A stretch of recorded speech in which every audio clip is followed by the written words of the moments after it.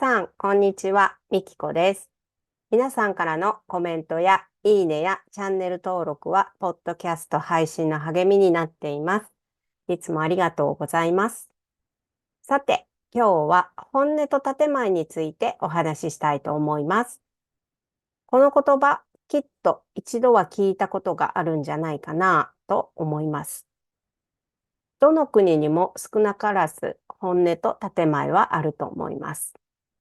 ただ、日本人はその場の空気が悪くならないように、本音ではなく建前で答えることが多いのかもしれません。では、まず本音と建前の意味を見ていきましょう。まず本音ですが、嘘ではなく本当の気持ちから出た言葉です。漢字を見てみると面白いですね。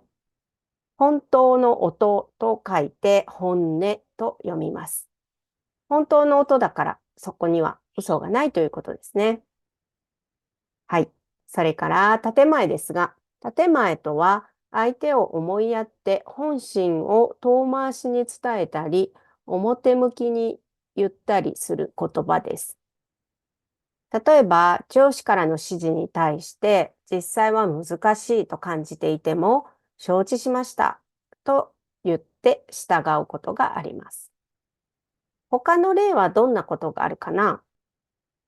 例えば、友人が遅刻してきた時に、遅れるのは迷惑だよ、と本音で感じていても、建前としては、大丈夫だよ、気にしないでね、ということがあります。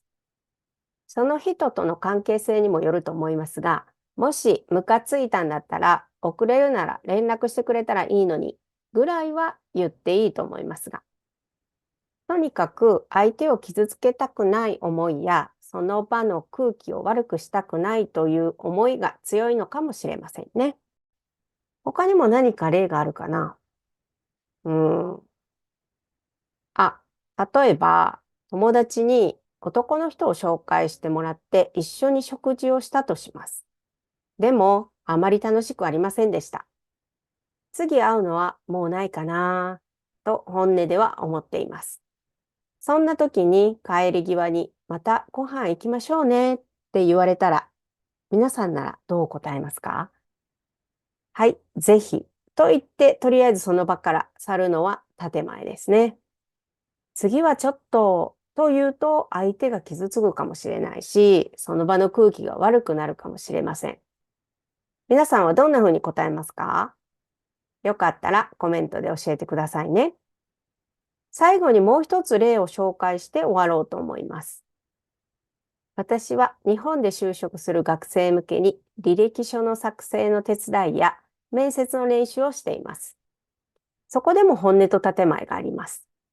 例えば、就職面接で志望動機を言うときに、本音では給料が高いからと思っていても、それは口に出しません。御社の仕事に魅力を感じたからとか、やりがいがある仕事だと思ったからなど、相手の利益になる建前を言うのが望ましいとされています。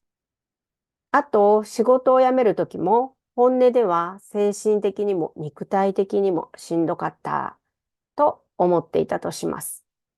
でも、より高いスキルを身につけるために転職したいみたいな前向きな建前を言う場合が多いです。相手が受け入れやすかったり、納得しやすかったりする建前を言うことで、話が進めやすくなりますから。